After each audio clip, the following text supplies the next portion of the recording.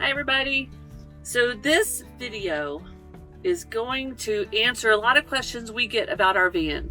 Something we get asked all the time is, how did you design a bathroom that nobody had ever seen something like that before? And I gotta tell you, there was a lot of work involved and a lot of time and a lot of sketches and graph paper and colored pencils. So what I'm gonna do is I'm gonna show you how we started the initial part of our van design before we moved into a kind of more complicated computer program, because when you mess up in those, it's just kind of a pain in the butt to start over. So I wanted to get the groundwork done on paper, the old-fashioned way with pencils and erasers and rulers, before we moved into a program when we really made sure everything would fit. And that process is exactly how we designed the walk-through, pass-through bathroom, where we have a full-size shower inside of our van. So let's get to it.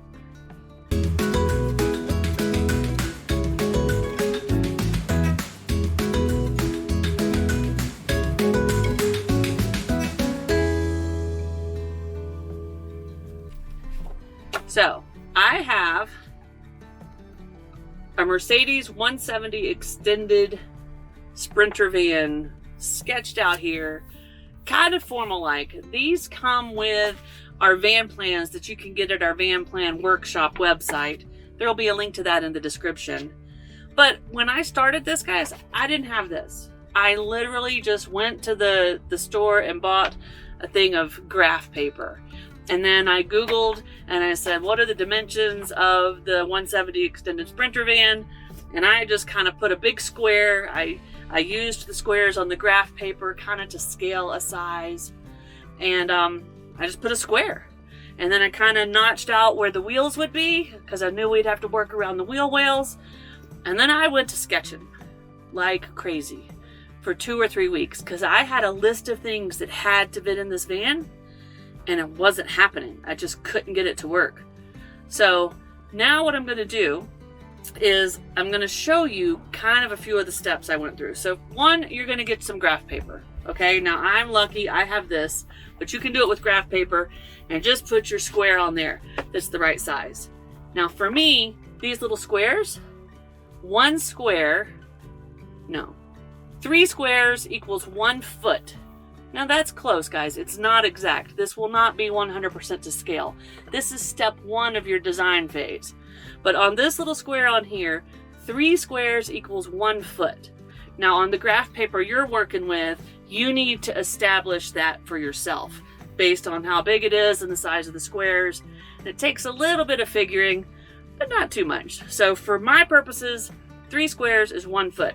So the first thing I did is I got the measurements of a queen size bed. So I knew what those measurements were.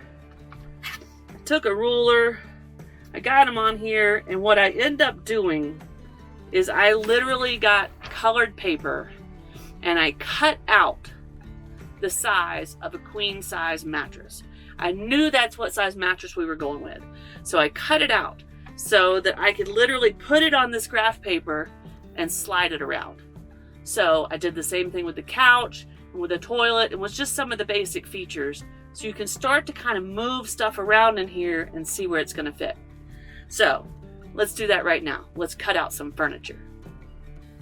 So with a little bit of Google searching, you find out that a queen size mattress is 60 inches by 74 inches. So if you turn that into feet, it's 5 feet by 6.16 feet.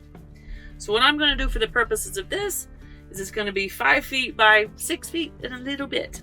So I've got my markers on this ruler, so I can come right here, and the first thing I'm going to do is I'm going to find the 5 foot mark. And there it is, 5 feet. So then I have to find the 6 foot and a little bit, which is going to be right about there. Okay. All right, so I've got 6 feet by 5 feet. This is my bed. And then, guys, I just simply cut it out. Doesn't have to be perfect. Remember, this is to get your rough draft. worst thing you can do is get your rough draft and then figure out it doesn't fit. So there's my bed. I got a cute little bed. Now we're going to do the exact same thing for the couch and a couple of other big items, and then we could just start to move them around in here. Now I'm not going to make you watch me cut all these out, so we're going to just be right back, and I'll have my couch, my toilet, and my kitchen counter cut out. All right, so we'll be right back.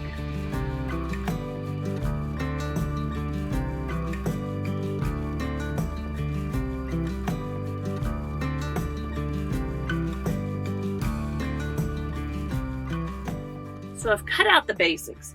I have a bed, a toilet, a minimum space that I need for a shower, the love seat dimensions, just a typical love seat, and a bathroom counter, width and kind of length. I also cut out a hallway, and I did this at 2 feet wide because I knew that walking through this van, you don't want to be turning sideways and shimmying through. So we kind of measured the minimum space we would need to be able to just walk down a hallway without feeling too crowded. So I want to be able to see how that fits on here. All right, so then what you do is you literally just start putting these in here. And I mean, we really thought about all kinds of options when we first started doing our van. I mean, there was no rhyme or reason to what was going on. Just stuff was going wherever. Just trying to figure out how to make it work. Just figuring it all out. All right, so you do that and you start to kind of move stuff around. And when you get some layout that kind of works, you can take a colored pencil and maybe put in some kitchen cabinets, or if you're trying to build in a closet, you'd sketch that right here. But with these basics, it's how I got started.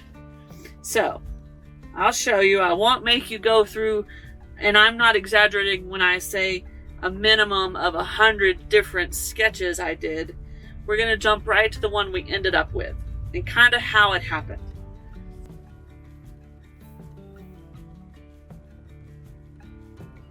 All right, so I got to looking at this, and the more I would turn stuff around and I would do this, the more I kept going back and revisiting the shower.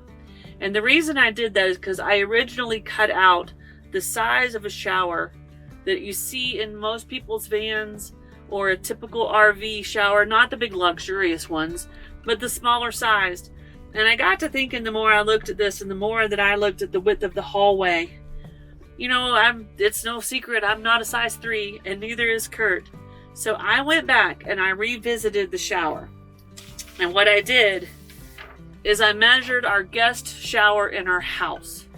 And I got those measurements, and that is what I decided to try to make fit in our van. Now, that was much bigger. It was about 3 feet by 4 feet. But that is a normal size shower. If you're gonna live in this van full time and you don't have access to other size showers, showering like this on top of a toilet is just not something I wanted to do. So we scrapped the smaller shower that's in your weekender type vans. We got a real size shower. Now, this thing is huge. So the more I thought about this, the more I really started to struggle. And I couldn't make a normal size toilet fit with the hallway and being able to close the door. And one day, guys, literally, I just kind of pushed everything to the side and the shower turned sideways, just like that. And I was like, wait a minute.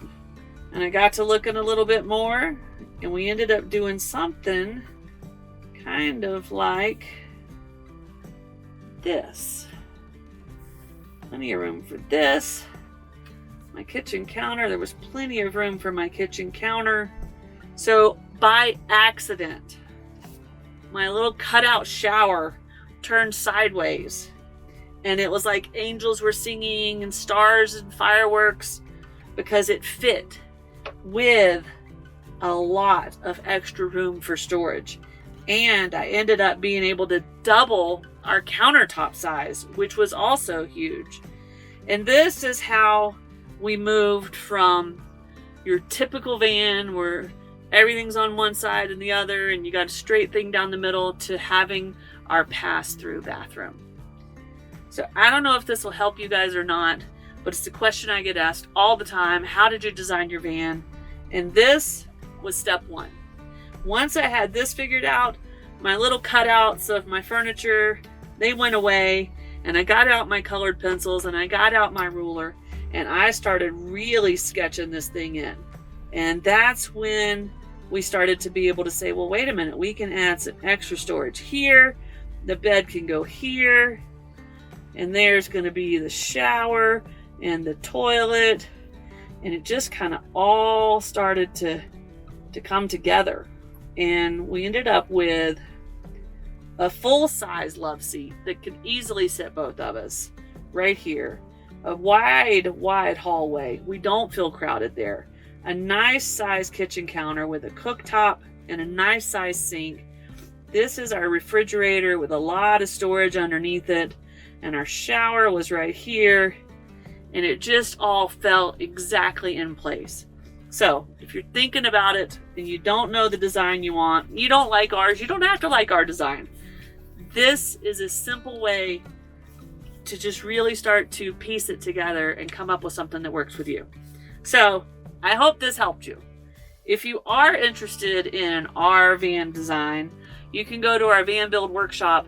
The website is vanbuildworkshop.com. You can buy our extremely detailed plans that include 42 pages with measurements, heights, side view, top view, rear view, the shower, the plumbing, the electric, our tilting solar attic, which the attic was huge, guys, because I have so much storage up there.